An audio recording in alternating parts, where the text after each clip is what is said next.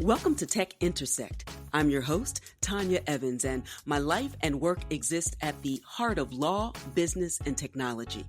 Yeah, I've earned a few fancy titles and degrees over the years, but the bottom line is I'm a writer, speaker, teacher, and lifelong learner, and I'm really excited that you've joined me on this journey. So what is Tech Intersect? Well, it's authentic, empowering conversations with really interesting guests who demystify complex topics to prepare you for the future, because your future is now. And it exists where law, business, and tech intersect. Get ready to listen, learn, and leverage. Let's get started. In this episode, we welcome best-selling author, high-octane public speaker, and entrepreneur Minda Harts. She wears many hats, and sometimes they're even fly baseball caps. Her lit collection is as legendary as her hip-hop lyric knowledge, by the way. She's the founder of the Memo LLC, a career development company for women of color, and as if that isn't enough, Minda is also the popular podcaster on Secure the Seat, and recently added author to her impressive titles. Her debut book, The Memo, published by Hachette, is flying off the shelves and inspiring women of color everywhere to succeed and to lead, and teaching allies how to support women of color in that regard. Now, my copy of The Memo is dog-eared, it's underlined, it's tea and indeed wine-stained, and not available for loan, so use the link in the show notes to purchase your very own copy. And it's an affiliate link, so you win, I win, we all win. I really enjoyed this conversation and was so inspired that I'm proud to run this as my very first episode of the Tech Intersect podcast. Listen, learn, and leverage. Here we go. Enjoy. So, welcome Minda Harts, one of my favorite new authors, best-selling author of The Memo, CEO of a company by the same name. She's faculty, she's speaker, she's a person extraordinaire. Minda Harts, welcome. Thank you for having me. I'm so excited to have the opportunity to speak with you, selfishly, because it's amazing to be able to speak to an author whose work you know well and have enjoyed very much. And so that's helpful. I love being your Twitter buddy and engaging you in social media for sure. Twitter buddies. Right? Anybody on Twitter buddy who's a Twitter buddy of mine is a friend for life. That's for sure. I don't even really like people, so I think this is amazing that this has happened. But I want to jump in and have my listeners experience the joy that I have when I've experienced your work and you out and about. Before The Memo was a book, and we'll dive into that in a moment, it began as your company of the same name. It's a career development platform for women of color. So tell us why you created the company, or more specifically, what in your own career development as a woman of color led you to do so in the first place. Yeah, thank you again for just your support and having me on. The reason, it's so funny when you think about going into this next decade. If you would have asked me in 2009 what I'd be doing today, it wouldn't have been this. I had no idea that was the path I was on, and I was working in my corporate job, and I was a real avid reader of just business books in general, and going to all the different lunch and learns that my company had, and all those sorts of things, and eventually it dawned on me that all of the speakers were white women that they'd bring in, and all the books I was reading were primarily white men and women telling me what it's like to just get your seat or move forward or lean in, whatever phrase you want to use. And I realized that my experience wasn't their experience. Their experience wasn't mine, and that we were pretty much existent in the career narrative. And so that just over time just didn't set well with me. And I didn't think I'd be the person to do anything about it. I was just like, I don't like this. I wish there was something for me that I could get involved in. And then over time, Tanya, I just realized, well, if I'm not going to do it, then who's going to do it? I was waiting on someone to save me. Right. And I thought, well, there needs to be a platform created for us that talks about what it's like to negotiate your salary as a Black woman or a woman of color, how you build a network when you sometimes don't have the same pedigree as some of your colleagues. And I thought that there needed to be a space for that. And I still was working my day job when I created it, and then the rest is kind of history. Right. What was your transition from your main day job? I know many listeners will want to know. There are many people who are sitting there. Some absolutely hate their jobs. There's some who they don't hate them, they don't love them, but it's just what one does when one Hmm. is adulting. What was that transition like from the pure corporate world, super successful in that regard? Was it frightening? Did you plan? How did that process occur for you? Yeah, it's interesting because I never never intended to be an entrepreneur. I was very satisfied with my six-figure plus salary, Right. healthcare, therapy paid, copay, all of those things that I was really happy about. And so I had never, even when I started my company, I thought it would just be something just one of the many hats I wore. And over time, I just got pulled further and further into my business. It was almost like I had let Jack out of the box or something. I Right, didn't know right. that I could actually create this table and make it more than just a newsletter, and then it built out to other things outside of that. But it took me 4 years before I was able to. I say free myself in a sense, but before I was able to leave the traditional workforce and work for myself, because as many of you know, you can to be sustainable, it takes a lot of time, and we weren't able to raise money because many of the investors said there's not a place for this. There's other platforms, and we were even offered money if we stopped talking about women of color and we Wow. focus on all women. That's a whole nother conversation. But the main thing was it took 4 years for me to save my own money and be my own investor so that I could go out and continue to build the Memo, the company, and then the book and all these other things. But it took 4 years. The honest truth is that it was hard because when you're an adult, you become accustomed to a certain way of living, right? Right, And you have absolutely. responsibilities.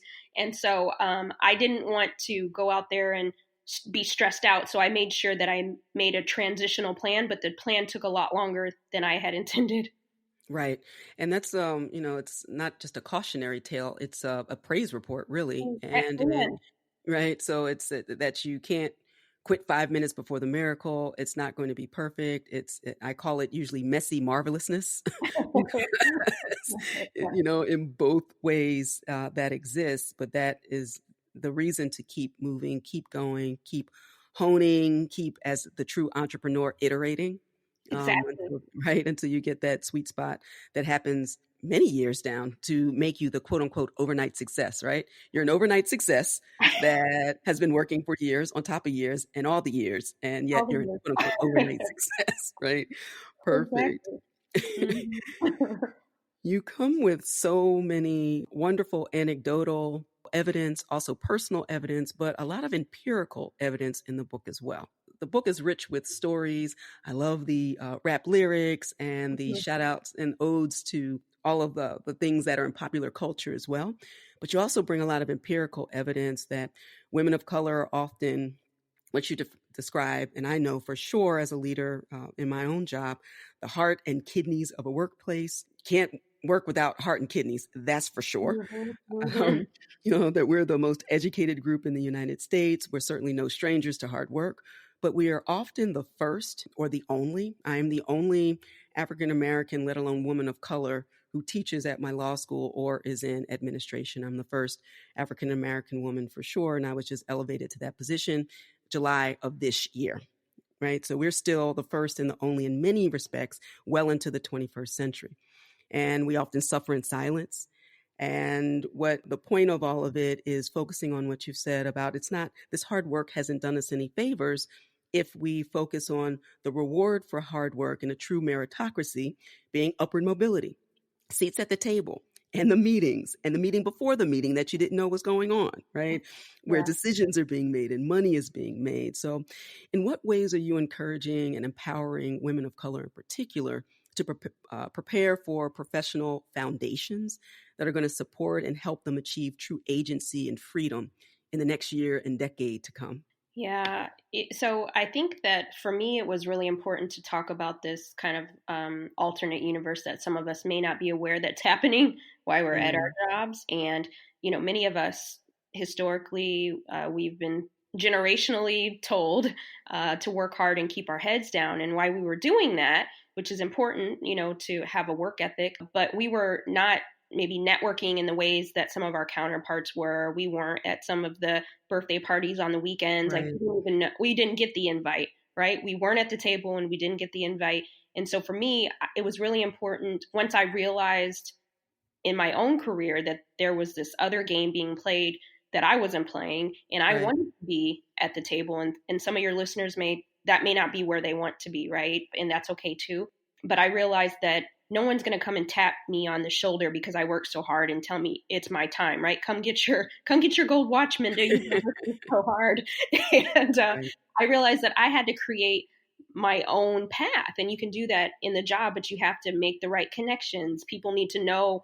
You have to learn to articulate your worth and quantify your value, because we're not often, Black women, the obvious winners in many of our colleagues' eyes. So we need to let them know. And I think it's important that we, Dr. King said, live in the monologue and not just the dialogue. Like so many Right. people say, oh, yeah, diversity and inclusion, but we need to be at the table. We need to be in these conversations, and people need to know that what we want. And I think for so long, we thought we've been working in the meritocracy game, right? And so Right. I wanted to be able to talk about a way in which we become the curators of our own career, and we can't leave that up to Bob or Joe or Bill to do it for us, but we can Right. partner with them to get what we want.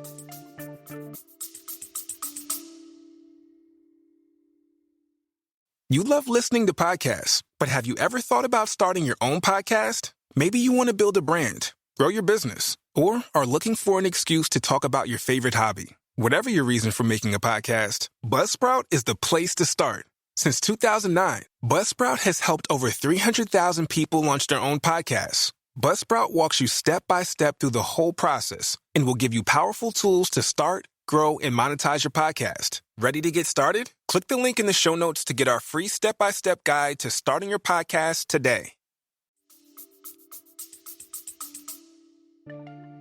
We hope you're enjoying this edition of Tech Intersect. Our conversation will continue in a moment, but first, a word on an exciting opportunity. The Tech Intersect podcast is released to the public every Friday. And as an Advantage Evans member, you'll receive VIP first listen access as early as 48 hours before the public, and exclusive subscriber content. We're talking worksheets and ebooks, curated links, media, topic-specific content. Premium members are also invited to monthly free AMA chats with yours truly, and AMA stands for Ask Me Anything. We'll talk about the episodes, and I may also include a few special guests. Pro members receive all of that, plus AMA replay access. Advantage Evans membership adds substantial value to your listen, learn, and leverage podcast experience. And there are 3 ways to take advantage, see what I did right there, advantage of all that the Tech Intersect podcast has to offer. So subscribe now for as little as $5 per month. Cancel at any time. Find out how to get started at techintersectpodcast.com. And now, back to the conversation. We're constantly building. Sometimes you are an intrapreneur. You are innovating within the spaces of your own job or within a career. You're not necessarily going to change careers per se, but you have to continue to upskill. You have to continue to make relationships. I think business really is all about relationships. And then, skills are great, but you don't have to have 10 out of 10 on a on the job application in order to be successful in that job. You just have to Hello. make sure not only you know people, but people know you, and that you are ready for the opportunity when it comes. And that's a really important point to think about as we are moving now into a new year and a new decade. So we talk a lot about how to build for the future and how to prepare for Web 3.0 here on Tech Intersect. But I also think about at the end of a year, there's some things that we need to release and let go of, leave behind personally and professionally. Have you been thinking about those things? Is there any advice that you would give about as many things as we want to add in the future? What are some of the things that we might let go from the past? That's a great question. And, after being on the road, I ended up clocking 26 cities on book tour, which is bananas. And I'm very grateful. But I was thinking about, we talk about a lot of the tools that you need to secure your seat at the table. But I also think for us, leaving behind the pain, the trauma, because Mm, there's some healing that has to happen before we get to the table. And I've met hmm so many women over the last few months, and I realized that that pain, that trauma, it's still very much a part of us going into our roles each and every day, and some of those things create that PTSD when we see certain things happening in the workplace. And I want us to, Right. as Erica Badu said, pack light. And so let's Mm, leave behind those disappointments, those heartbreaks, and move into the new decade healing, because that's where we find our authenticity. right. That's perfection. Absolutely. One of my spoken word pieces from way back in the day when I was known as lawyer by day, poet by night was find your own Ooh, shine. I like that. And there's so many opportunities throughout the day. I don't know if I should say opportunities. There's so many things coming at us that dull our glow. There are people who want you to, to hide your light and not to shine. And that is literally the reason that you're walking on this earth, is to shine, whatever that means for you, Hmm. and to constantly be about the business of doing that. And in order to do that, you have to shed. Oh, it's a perfect thing about the fear, the pain, because that is the one thing that we control, Hmm. right? Our ability to learn from, respond to, or to get buried underneath it. And that's certainly our choice. So I love that. Thank you. Thank you for offering that. Tell me, what's next for you? You have all these things, all the things. Are there more things? What's happening? Well, I hope there's more things, because I got to pay the bills. Amen. Amen. But no, seriously, really, I'm still in the season, and I feel like it's my life's work to equity build, and I see that in a way Mm, for shining a light on the inequities that Black and Brown women of color face in the workplace. And we're definitely not where we need to be, but I'm really optimistic that once we understand, back to your point, our shine, our sauce, that we will show yes. up in these spaces knowing that we belong, or create spaces that we want to be at. And so I'm really just continuing that work. And what I found too is that I really want to do more work with managers and leaders in the workplace, Mm, because let's keep it real. Many of us love the jobs we do, but we don't like who they do them for, who we do them for. right. And so I think there's some gaps that need to be filled in terms of how you manage a diverse workforce. And so working on some projects for that. I love it. I love it. So, how can people stay connected with you and find out the new things and the new opportunities that you're creating in this next decade? Yes, maybe I'll create all the things in this next decade. All the things. All the things. But you can That's going to be the name of this episode. all the things. All the things with Minda Harts. Oh, that's your next book. Write that That's it. down. That's That's free. it. All the things, and I co-authored by you. Thank you. Okay. I want to retire too. Thank Okay, you. that sounds good. MindaHarts.com. If you go there, you can get the book, you can find the podcast, you can get to my company, the Memo, whatever it is, it's there. Perfection. Thank you so much for joining me. I look forward to remaining your partner in power Yeah. as we power forward. And I appreciate you. I love what you're doing. Keep doing it. Likewise, thank you. Wow, what an amazing conversation. I hope you enjoyed it as much as I did. Please use the link in the show notes to purchase Minda's book, The Memo. It's sure to provide wisdom for all, not just women of color, because hey, we all read Lean In. It's also for allies and decision makers who want to get workplace inclusion and equity right. For Advantage Evans members, I have much more to say in my post-interview reflections and in the AMA. But a few takeaways. We covered all the things, like all the things, everything from messy marvelousness to all the magic. And one thing is clear, there are no overnight successes. And on the road to success, there are no accidents. Minda put in the time and the work clearly. She's not just telling us what she thinks, but because of her life experience, she's telling us what she knows. She talks about the alternative universe where women of color in particular are always taught to keep our heads down, to work hard and believe in the ever elusive meritocracy.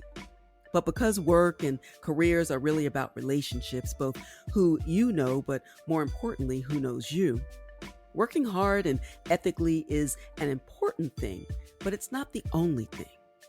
As Minda reminds us, we are the curators of our own career. The goal? A seat at the table where decisions and money are made.